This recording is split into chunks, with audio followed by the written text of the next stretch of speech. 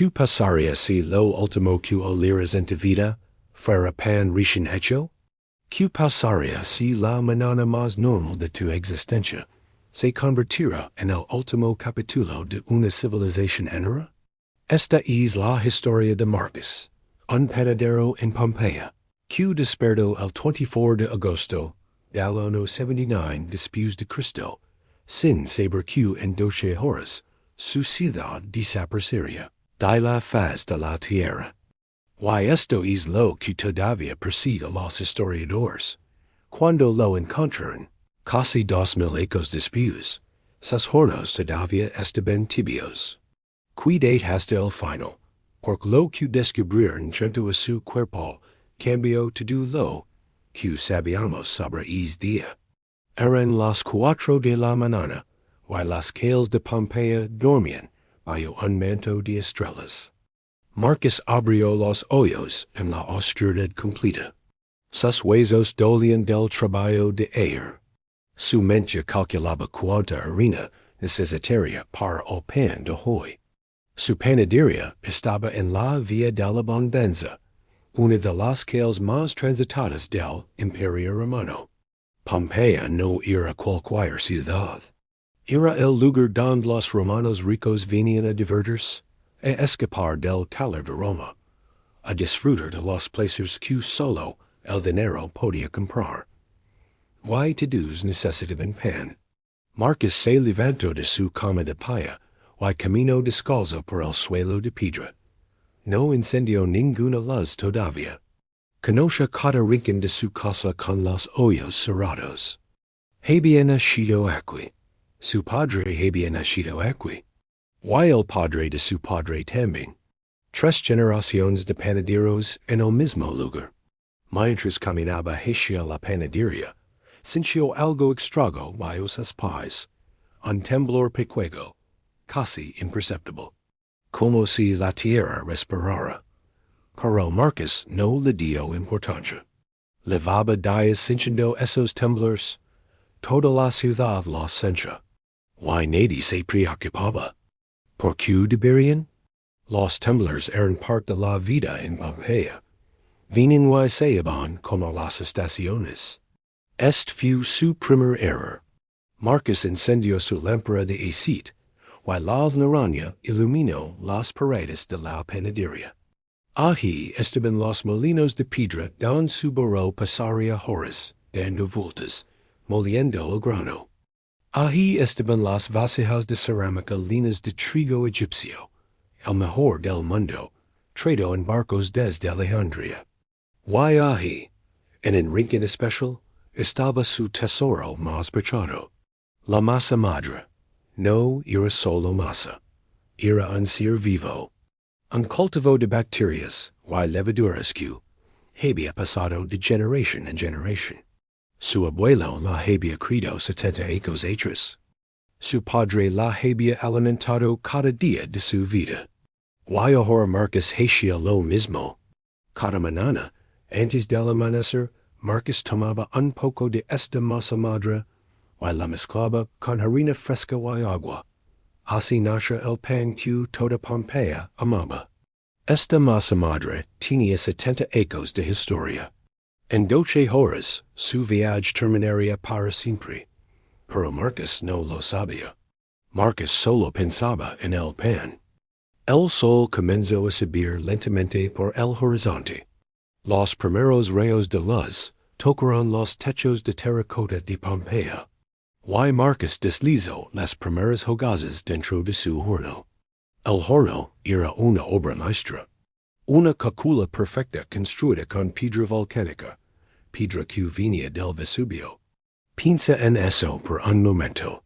El mismo volcán que destruía la ciudad había dado la piedra para construirla. La misma montaña que mataría a Marcos le había dado el horno donde hacía su pan. Los romanos amaban el Vesubio. La montaña les daba todo. Sus laderas estaban cubiertas de viñedos que producían el mejor vino de Italia. Su tierra volcánica era tan fértil que todo crecía sin esfuerzo. Sus aguas termales calentaban los famosos bares de la ciudad. nadi in Pompeya, temia al Vesubio. Proculo herian? La montana levaba, ochocientos ecos dormida. Ochocientos ecos de silencio. Generaciones enteras habe nascido, vivido y muerto, sin ver nada más que una montana verde y tranquila. Pero esta manada algo era diferente. Marcus no lo notó al principio. Estaba concentrado en su trabajo. El pan necesitaba atención constante. La temperatura del horno. El tiempo de cocción. La textura de la corteza. Fu su esposa, Livia, quien lo notó primero. Livia bajo del apartamento, que tenía encima de la panadería. Tenía el pelo recogido, y los ojos todavía medio dormidos. Se acercó a Marcus, y le dio un beso en la mejilla. Luego miró hacia fuera, y se quedó quieta. Los pájaros no cantaban. En una mañana normal de agosto, los pájaros de Pompeya escriben una sinfonía que despertaba a toda la ciudad. Gorriones, palomas, cuervos, todos cantando al mismo tiempo. Pero esta mañana el silencio era absoluto. Livia mencionó algo más. Los perros callejeros que siempre pelean por las sobras frente a la panadería no estaban. Habían desaparecido. Como si supieran algo que los humanos no podían entender. Marcus miró a su esposa, y se encogió de hombros. Los animales a veces se comportaban de manera extraña. No significaba nada. Este fue su segundo error. Por si Marcus hubiera levantado la vista en ese momento, habría visto algo que ningún habitante de Pompeya había visto jamás.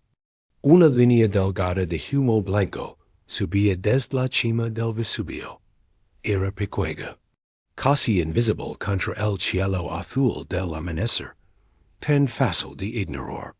Pero esa línea de humo era el primer suspiro de un monstruo, despertando después de 8 siglos de sueño. Marcus no miró hacia arriba. Su atención estaba en el horno, en el pan, en los clientes que pronto llegarían. El olor del pan fresco comenzó a llenar la panadería. Es aroma que todos conocemos. Es olor que significa hogar, seguridad, normalidad. Marcus respiró profundo y sonrió. Era una mañana perfecta en Pompeya. El sol brillaba. El pan se doraba. Su esposa estaba a su lado. Y la ciudad comenzaba a despertar con el ruido familiar de comerciantes preparando sus tiendas, niños corriendo hacia la escuela, y esclavos cargando agua desde las fuentes públicas. Todo parece normal. Todo parece seguro. En la vibrante vía de la abundancia, los manos de Marcus dan forma al pan. Una rutina tan antigua como la misma Pompeya. Su panadería es un refugio cálido, lleno del aroma familiar de la masa y la lipa. Fuera, la ciudad bull de vida. Comerciantes pregonan sus mercancías. Los niños corren por los calles empedrados y las conversaciones se mezclan con el murmullo del día a día. Pero bajo sus pies, en las profundidades de la tierra, una fuerza inimaginable está a punto de despertar. La presión del magma crece silenciosamente. De repente, el suelo tiembla. El agua del pozo se agita violentamente y un extraño sabor metálico impregna el aire. Marcus levanta la vista y lo ve. Una columna colosal de humo y ceniza se eleva sobre el Vesubio, como un pino monstruoso contra el cielo azul.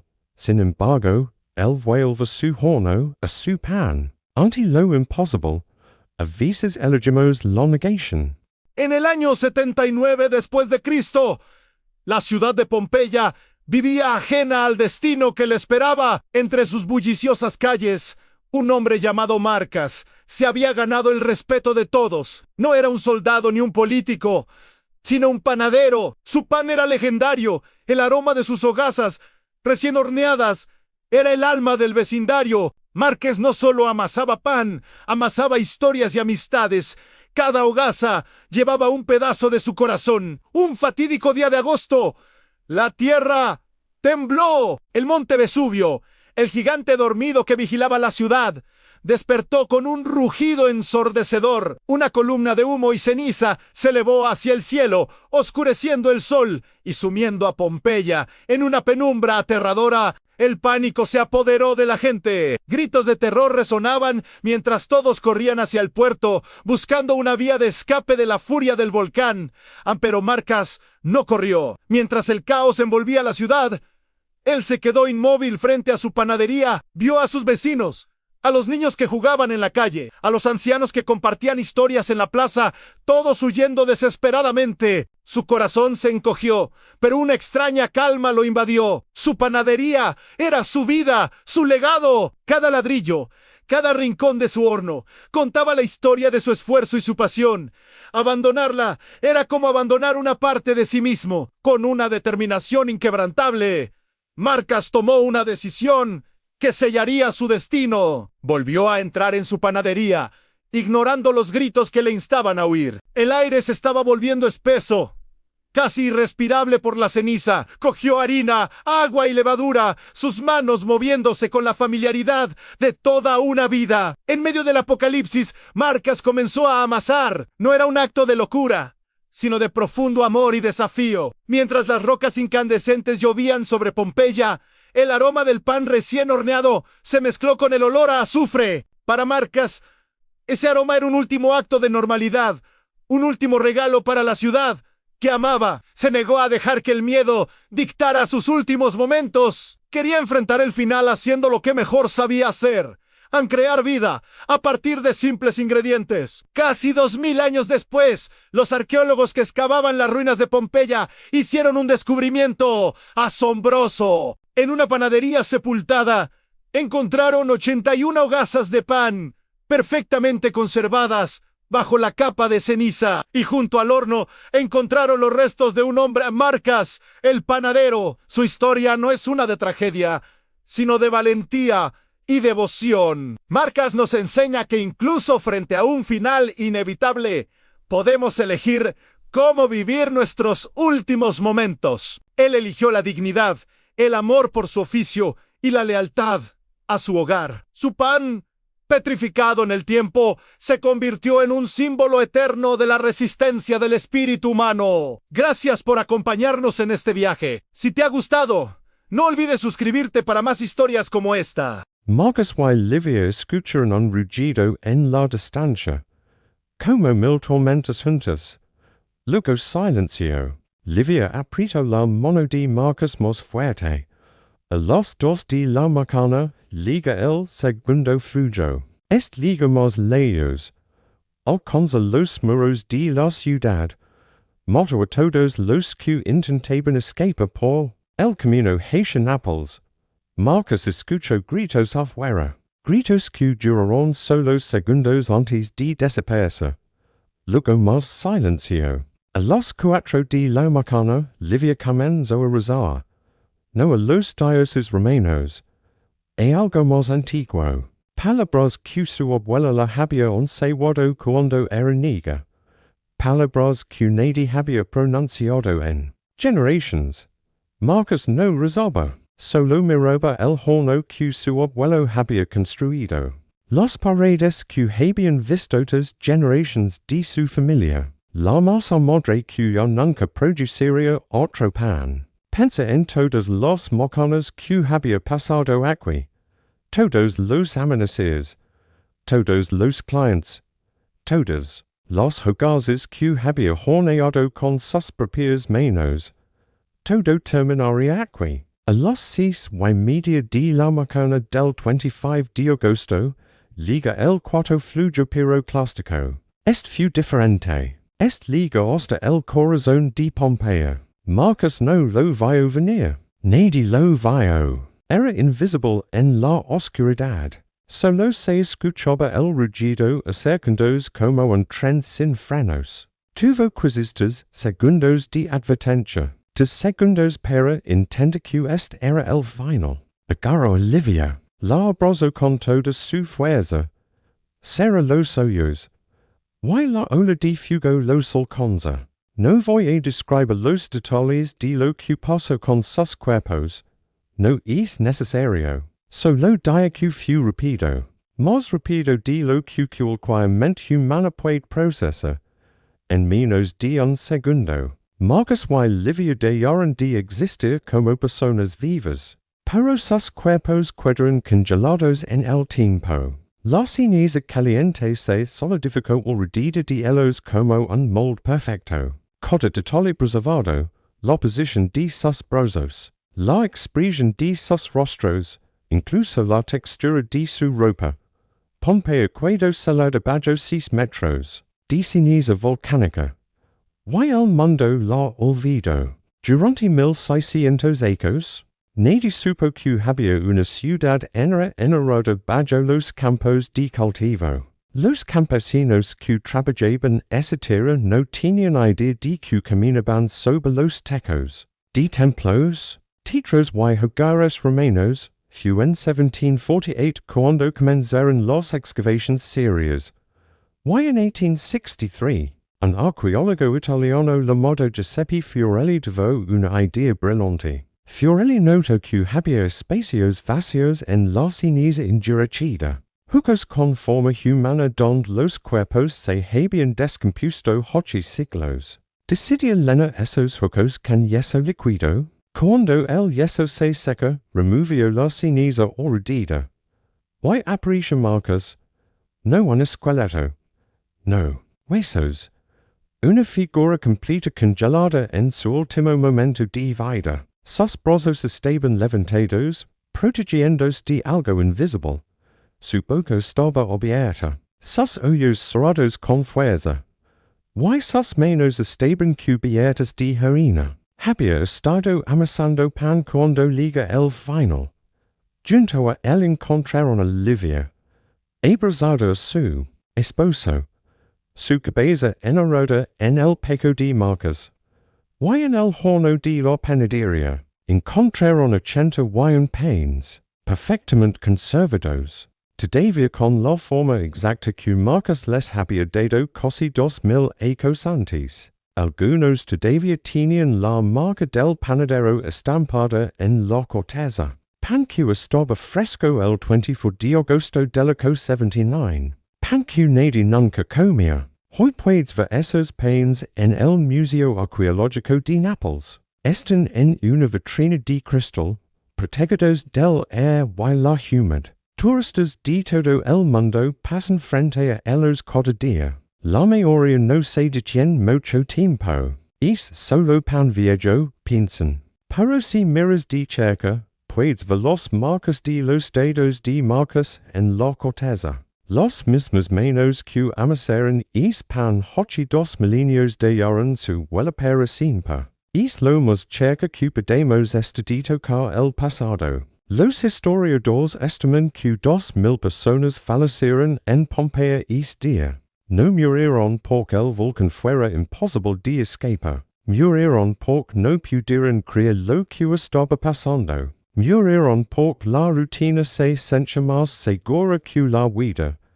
Murieron aferrándose a monedas, joyas y hogazos de pan. Marcus tuvo 2 horas para escapar. 2 horas completas desde el primer humo hasta el flujo final. Pero el pan tenía que hornos. Los hornos tenían que mantenerse calientes. Los clientes estaban esperando. La próxima vez que hueles. Pan recién hecho, recuerda esto. En algún lugar de las ruinas de Pompeya, hay una panadería donde los hornos se apagaron en medio de la hora pico de la mañana. Los arqueólogos encontraron todo exactamente como lo dijo Marcus. Las herramientas en su lugar. La harina en los estantes. El burro del molino todavía atado a su post. Como si el panadero hubiera salido un momento y fuera a volver pronto. Pero Marcus nunca volvió. Why? Nadie incendia esos hornos de nuevo. Algunas historias no tienen un final feliz. Algunas historias simplemente se detienen. Esta fu la historia de Marcus, el Panadero de Pompeya, un hombre ordinario en un día extraordinario, un esposo que amaba su esposa, un trabajador que amaba su oficio, un ser humano que toma las decisiones que cualquiera de nosotros podría haber tomado. No fu un hero, no fu un villano, fu simplemente uno de nosotros. Why eso es lo que hace que su historia sea imposible de olvidar. Por Pompeya no es solo una ciudad antigua bajo la ceniza. Es un espejo, un recordatorio de que la vida puede cambiar en un instante. De que los montajes que creemos dormidos pueden despertar. De que el olor del pan fresco puede ser lo último que experimentamos. 2000 años después, Marcus todavía tiene algo que enseñarnos. Presta atención a los seagulls. No esperes hasta que sea demasiado tarde. Why nunca olvides que cada mañana que abrimos los ojos es un regalo. Que no estamos garantizados de recibir mañana. El Vesubio sigue visible desde Nápoles, rodeado de millones de personas que viven en sus laderas. Todavía no está dormido. Why se te dirá que existe una ciudad congelada en el tiempo? Un lugar donde las paredes de casas antiguas susurran historias de hace 2000 años. En 1748, unos trabajadores excavaban y, por casualidad, encontraron algo increíble. Columnas de mármol y paredes pintadas bajo sus pies. No era un tesoro cualquiera, era Pompeya, la ciudad sepultada por el Vesubio en el año 79. Al principio, la excavación fue un caos, solo buscaban oro y plata. Pero luego, un hombre llamado Giuseppe Fiorelli cambió todo. Con paciencia y respeto, comenzó a excavar copa por copa, revelando caos, cosas con muebles intactos y tiendas con su mercancía. Y entonces, hizo algo genial.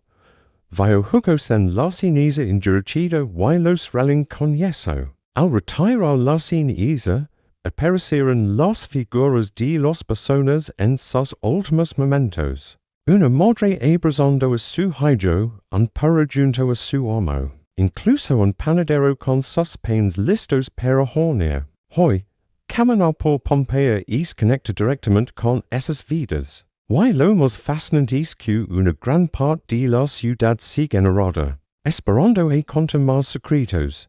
¿Qué otras historias crees que esconde? ¿Qué más hay bajo la tierra de Pompeya? ¿Qué historias esperan ser contadas? Nadie lo sabe. Mientras tanto, el Vesubio sigue vigilando. La montaña que destruye la ciudad no está dormida. Los científicos la monitorean constantemente. Pequeños terremotos sacuden la zona cada semana. Gases sulfúricos escapan por grietas en la cumbre. Whites millones de personas viven en sus laderas. Nápoles, una de las ciudades más grandes de Europa, está a solo 9 kilómetros del cráter. Los volcanólogos dicen que no es cuestión de si el Vesubio volverá a explotar. Es cuestión de cuándo. Cuando eso pase, será la evacuación más grande de la historia humana. ¿Estarán preparados? ¿Escucharon las advertencias? Hace 2000 años, un panadero llamado Marcus olió el azufre en el aire y decidió seguir trabajando. Hoy, millones de personas ven el humo salir de la montaña y siguen con sus vidas. Vivimos al borde del desastre y elegimos no pensar en ello. Horneamos nuestro pan, amamos a nuestras familias y construimos nuestras vidas sobre un terreno que podría desaparecer en cualquier momento. La única diferencia entre nosotros y la gente de Pompeya es que nosotros conocemos su historia. La pregunta es, ¿aprenderemos algo de ella? Pero Marcus no fue la única historia que Pompeya guardó durante 2000 años. Hay cientos de vidas congeladas bajo esa ceniza, cada una con su propio drama. Conoces al panadero, pero no conoces al gladiador que murió protegiendo una mujer que no era su esposa. no conoces a la niga rica q eligio quedas consuparo. Why no conoces al esclavo q tuvo la oportunidad de su libro y la rechazo. Hablemos del gladiador. Los arqueólogos lo encontraron en los barracones. El lugar donde entrenaban y vivían. Pero no estaba solo. Junto a él había una mujer vestida con joyas de oro, anillos, collas de perlas, brazaletes de esmeraldas. No era una mujer pobre. Era la esposa de alguien, senador o comerciante. ¿Qué hacía ella allí? La respuesta está en la posición de sus cuerpos. El gladiador estaba encima de ella, cubriéndola con su cuerpo. Sus brazos la envolvían, mientras su espalda recibía todo el impacto de la ceniza ardiente. Murió protegiéndola. Los historiadores creen que tenían una relación secreta, un escándalo en la antigua Roma. Pero cuando el volcán explotó, ninguno de los dos corrió a casa. Se quedaron juntos y murieron juntos. En el último momento, eligieron esta y no al lado del otro. Luego esta la niga y su perro. Se llamaba Julia. Tenía dos hijos y su familia era de los más ricos de Pompeya. Cuando el volcán comenzó a escupir rocas, su padre ordenó evacuar. Tenían carros, esclavos, dinero. Podían escapar fácilmente. Pero Julia no quería sin su perro. Delta. Él estaba atado en el patio y los piedras caían cada vez más rápido. Su padre le dijo que no había tiempo, que tenían que irse. Pero Julia se nega. Corrió hacia el patio mientras su familia gritaba que volviera. Desató a su perro, lo abrazó. Y el techo colapsó. Sobre ellos, los arqueólogos los encontraron juntos, su familia escapó, pero Julia eligió quedarse. Con Delta. Finalmente, la historia del esclavo. En Pompeya vivían miles. Eran propiedad. Uno de ellos trabajaba para un comerciante de vino. Los romanos lo llamaban Félix, que significa afortunado. Cuando el volcán explotó, el comerciante entró en pánico. Estas son las historias que Pompeya nunca quiso que olvidáramos. Son un recordatorio de que cada mañana es un regalo. Y que los montajes que parecen dormidos a veces solo están esperando el momento perfecto para despertar. Gracias por acompañarme en este viaje. Si te ha conmovido la historia de Pompeya, suscribid para descubrir más relatos olvidados por el tiempo. Reunió a su familia, agarró una bolsa de monedas de oro, y corrió hacia la puerta. Pero antes de salir, hizo algo inesperado. Le dijo a Félix que era libre. En la Roma antigua, un dugo podía liberar a un esclavo con una simple declaración verbal. Y en ese momento de caos, el comerciante pronunció las palabras que Félix había esperado escuchar toda su vida. Es libre. Vite, salvad. Félix mira su antiguo dugo. Mira la puerta abierta. Ne los calles llenas de gente corriendo. Y tomó una decisión que nadie esperaba. Se quedó. No para morir, se quedó para ayudar. El comerciante tenía una hydropecueca que no podía caminar rápido. Félix la carga en sus hombros. Guía la familia por las calles bloqueadas. Los protegió de los piedras que caen. Los lleva hasta las afueras de la ciudad. Y entonces volvió. Volvió a Pompeya mientras todos huían. Porque había otros esclavos en la casa. Esclavos que no habían sido liberados. Esclavos que probablemente morirían encadenados sin nadie. Los ayudaba. Félix regresó por ellos. Los arqueólogos encontraron su cuerpo cerca de la casa del comerciante.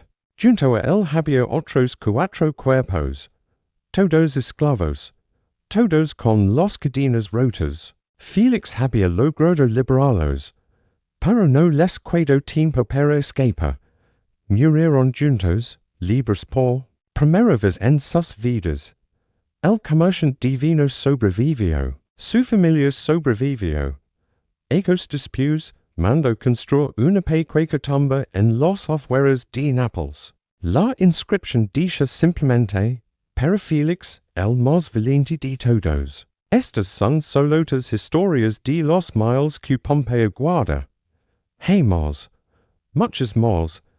El médico que se quedó atendiendo heridos hasta que el techo de su clínica colapsó. La prostituta que escondía un niño huérfano en su habitación y murió abrazándolo. El sacerdote que se nega a abandonar su templo y fue encontrado frente al altar. Todavía era de lado. Cada cuerpo en Pompeya cuenta una historia.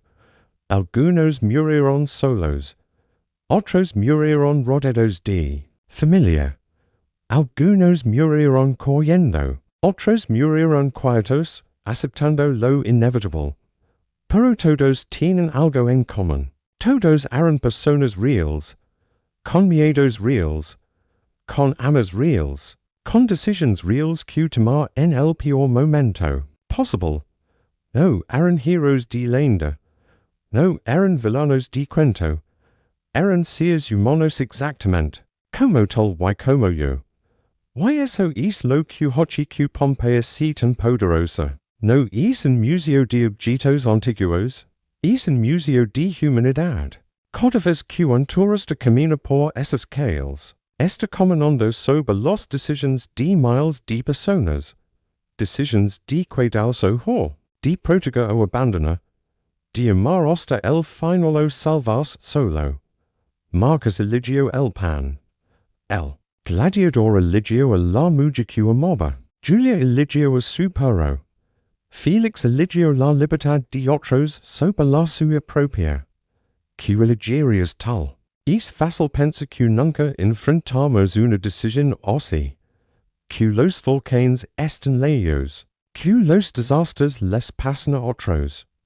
Pero la vida tiene una forma de ponernos a prueba cuando menos lo esperamos. Un accidente, una enfermedad, una crisis que liga sin aviso. En esos momentos, no hay tiempo para pensar, solo hay tiempo para actuar. Y nuestras acciones revelan quiénes somos realmente. Pompeya no nos muestra cómo murieron los romanos, nos muestra cómo vivieron, nos muestra que el ama existe en los lugares más inesperados, que el courage puede venir de quienes menos esperamos, que la lealtad no conoce fronteras de clase o especie, nos muestra que hace 2000 años los seres humanos eran exactamente iguales a nosotros, con las mismas debilidades, las mismas fortalezas, las mismas contradicciones hermosas que nos hacen humanos. La ceniza del Vesubio no solo preserva cuerpos, preserva almas. Y cada vez que alguien cuenta estas historias, esas almas vuelven a vivir por un momento. El gladiador y su amante, Julia y Delta, Félix y los esclavos que libera, no son nombres en un libro de historia. Son recordatorios de lo que significa estar vivo, de lo que significa amar, de lo que significa elegar. 2000 años después, Pompeya sigue conservándonos la lección más importante de todas. No es cuánto tiempo vivimos lo que importa, es como elegimos vivir este tiempo. Y como elegimos enfrentar el final cuando liga.